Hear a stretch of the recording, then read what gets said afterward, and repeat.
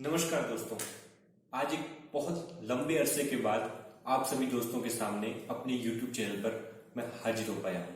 दोस्तों, पिछले करीब 20 से 25 दिनों से न तो मैं अपने चैनल के लिए कोई कहानी लिख पाया हूँ, न ही कोई वीडियो अपलोड कर पाया हूँ। इसके लिए मैं बहुत शर्मिंदा हूँ। बहुत से दोस्तों ने मुझे मैसेज किए कि क्या हो गया भाई, कोई कहानी नहीं आ रही, आजकल कहानियां नहीं लिख रहे हो, तरुण कहाँ हो, कहानियों का धंधा बंद कर दिया है क्या, कहाँ बिजी हो।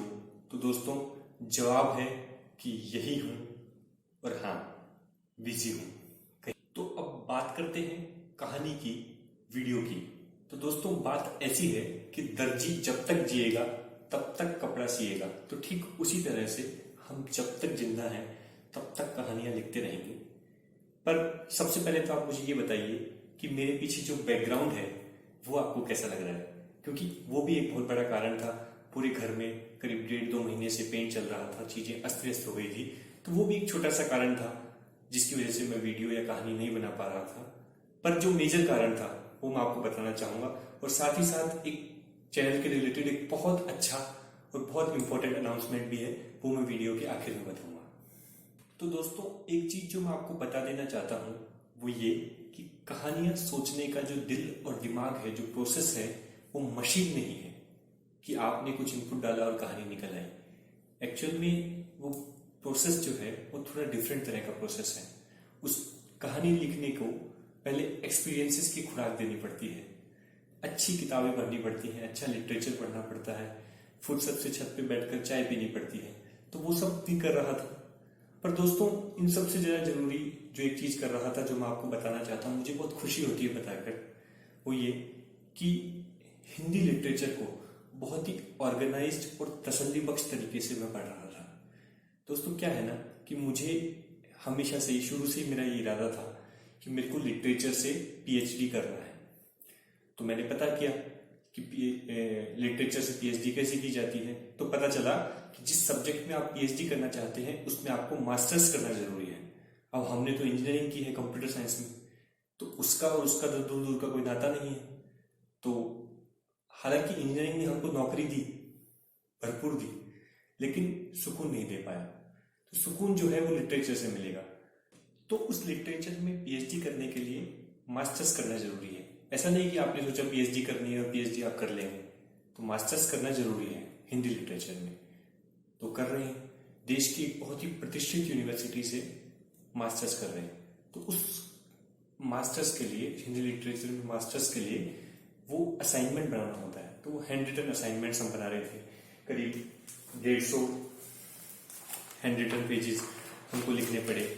और उस लिटरेचर के सिलेबस को पढ़ रहे थे, कुछ नई कहानियां पढ़ी, कुछ नए राइटर्स से इंट्रोडक्शन हुआ, कुछ बेहतरीन कविताएं पढ़ी, जैसे जयशंकर प्रसाद का एक मिडिवल पीरियड का एक एपिक नोवेल है, स्कंदगुप्त नाटक है, वो पढ़ रहे थे, बहुत अच्छा लगा। एक इंडिया में एब्सर्ड ड्रामेटिक्स की शुरुआत करने वाले भुवनेश्वर को पढ़ा, कुछ नई पोएट्री को पढ़ा। तो दोस्तों, बहुत मजा आ रहा है। फिर ऑफिस का भी बहुत काम था, पिछले 10-15 दिनों में बहुत काम था। अब ऐसा तो है नहीं कि फुल टाइम हम मास्टर्स ही कर रहे हैं, साथ साथ में जॉब भी कर रहे हैं। जॉब को छोड़ के पढ़ाई नहीं कर सकते अभी, तो इतना ही टाइम मिलता है, तो मास्टर्स को हम करस्पॉन्डेंस से कर रहे हैं। तो जो भी है, लेकिन इस प्रोसेस में, जो लिटरेचर को पढ़ने का जो प्रोसेस है, उसमें जो मजा है, मैं उसकी बात आपसे करना चाहूंगा। तो यहाँ बात है पूरे मन से उस आर्ट को पढ़ने की जिसमें आपका शुरू से मन था, अपनी पसंद का काम करने की। किसी नौकरी के लिए नहीं पढ़ना, किसी इंटरव्यू के लिए नहीं पढ़ना, बस आत्मा के सुकून के लिए पढ़ना है। तो उस चीज को, उस काम को करने में जो मजा है, मैं वो आपसे बताना चाहता हूं। बाकी जो पैसा है, जो फेम है, दौलत है, शोहरत है, जो अगर कभी मिली आपके आशीर्वाद से, आपके प्यार से, तो मुझे ऐसा लगता है वो बाई प्रोडक्ट्स है।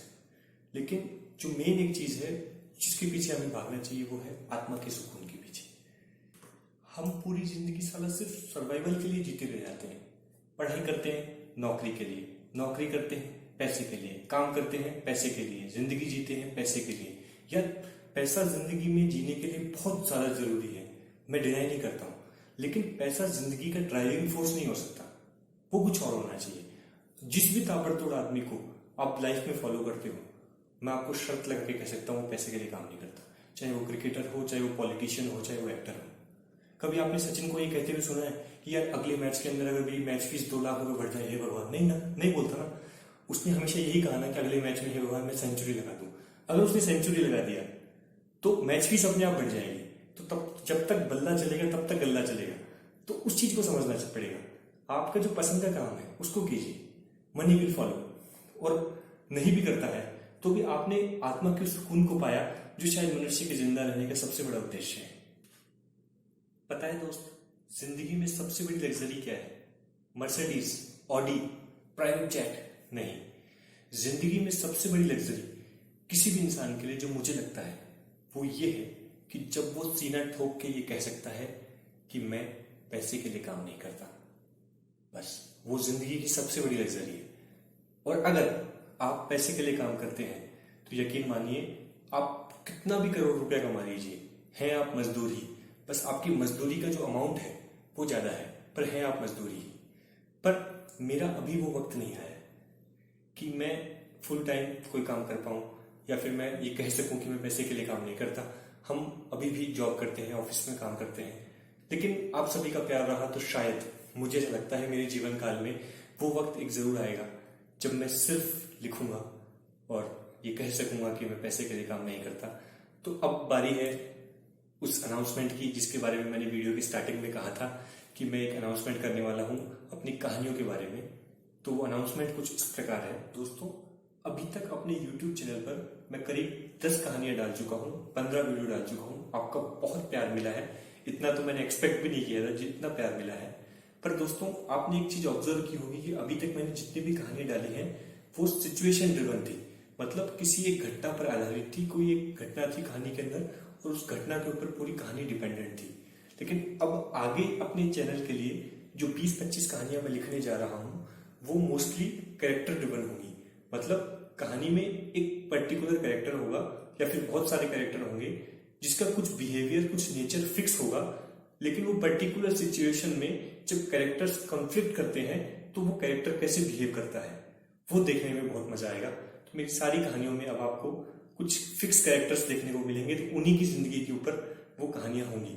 जैसे जैसे शर्लॉक होम्स की कहानी है तो उसका कैरेक्टर दर्शकों को पता है, ऑडियंस को हमेशा पता है कि वो कैरेक्टर एक जासूसी है, आदमी है, एंटी सोशल है। तो उस तरह की कहानियां कि वो एक पर्टिकुलर केस को सॉल्व करता है। एक बार में एक कहानी में उस कैरेक्टर की कहानी खत्म हो जाएगी, लेकिन एक सीरीज है मतलब हर कैरेक्टर की। तो कैरेक्टर ड्रिवन कहानियां मैं लिखूंगा। कुछ कैरेक्टर्स मैंने सोचे हैं, कुछ बहुत खास कैरेक्टर्स सोचे हैं, तो उन कैरेक्टर्स के बारे में आपको मैं अभी बता देता हूँ। बहुत दिमाग लगाने के बाद मैंने उन कैरेक्टर्स को डिजाइन किया है, स्टोरी के कैरेक्टर्स को। उनको सुनिएगा। तो दोस्तों, पहला कैरेक्टर है मेरा सबसे फेवरेट कैरेक्टर राघव। बहुत से लोगों ने जो मेरे को पढ़ते हैं उन्होंने अश्वमेध में भी उस कैरेक्टर को पढ़ा होगा। तो राघव जो कैरेक्टर है वो बहुत ही ज्यादा एम्बिशियस, जरूरत से ज्यादा एम्बिशियस है, पावर का भूखा है, फेम, अटेंशन सीकर एकदम, और शोहरत को पाने के लिए, उस दौलत को पाने के लिए किसी का मर्डर भी कर सकता है। पॉलिटिक्स में बहुत इंटरेस्ट है उस लड़के को। तो उसकी कहानी है, उसको आप कहानियों में आगे आने वाली कहानियों में देखेंगे उस कैरेक्टर को। दूसरी एक कैरेक्टर है शेफाली। शेफाली एक बहुत ही फैशनेबल लड़की है, एकदम जिसको कहते हैं ना एकदम चटक मटक, लेकिन उसकी लाइफ जो थी वो बहुत हैपनिंग लाइफ थी। उसके बहुत से दोस्त थे, बहुत पार्टी करती थी, बहुत से बॉयफ्रेंड्स भी थे। लेकिन अभी क्या हो गया ना, उसकी शादी जस्ट, वो भी 28-29 साल की ही लड़की है, लेकिन अभी उसकी शादी एक बहुत ही बोरिंग इंसान से हो गई है। तो अभी उसकी लाइफ जो है वो थोड़ी बिल्कुल चेंज हो चुकी है, और उसके पति के और उसके बीच में, राहुल के बीच में बिल्कुल भी कम्युनिकेशन नहीं है। तो उसकी जो घुटन है, उस लड़की शेफाली की जो घुटन है, वो शायद आपको आने वाली कहानियों में देखने को मिलेगी। एक और एक कैरेक्टर है, एक 50 साल का आदमी है, एक बहुत बड़ी आईटी कंपनी में बहुत बड़ा मैनेजर है, लेकिन उसने बहुत सक्सेसफुल प्रोजेक्ट्स लीड किए हैं। लेकिन उसकी एक दिक्कत है, वो बहुत रूड है, और मतलब उसकी जिंदगी में ऑफिस के अलावा कुछ नहीं है, उसकी फैमिली लाइफ भी नहीं है। उसकी बीवी उसको डाइवोर्स देने की सोच रही है। ऑफिस में हर आदमी उससे दुखी है, हर आदमी की उसने गाली खाई है, हर आदमी उसको मर्डर कर देना चाहता है, और इतना मतलब जहरीला आदमी है वो। लेकिन वो आईटी इंडस्ट्री के अंदर वो बहुत सक्सेसफुल है, लेकिन अकेला रहता है। तो एक वो कैरेक्टर है जो आपको कहानी में देखने को मिलेगा। एक डिटेक्टिव है अक्षत मुखर्जी, वो नया नया उसने डिटेक्टिव का काम शुरू किया है, वो भी मुंबई में रहता है। तो क्राइम ब्रांच की केस सॉल्व करने में मदद करता है। तो कुछ ये कैरेक्टर्स हैं, राघव हुआ, शेफाली हुई, एक वो जो कैरेक्टर मैंने आपको बताया था उसका नाम अमितेश है जो 50 साल का है, एक ये अपना अक्षत मुखर्जी है। तो ये 4-5 कैरेक्टर्स हैं जो मैंने अभी सोचे हैं, आने वाले 20-25 कहानियां उसी के ऊपर होंगी। तो दोस्तों उम्मीद है कि आप सभी का प्यार मुझे इसी तरह मिलता रहेगा। बहुत बहुत शुक्रिया। Thank you very much.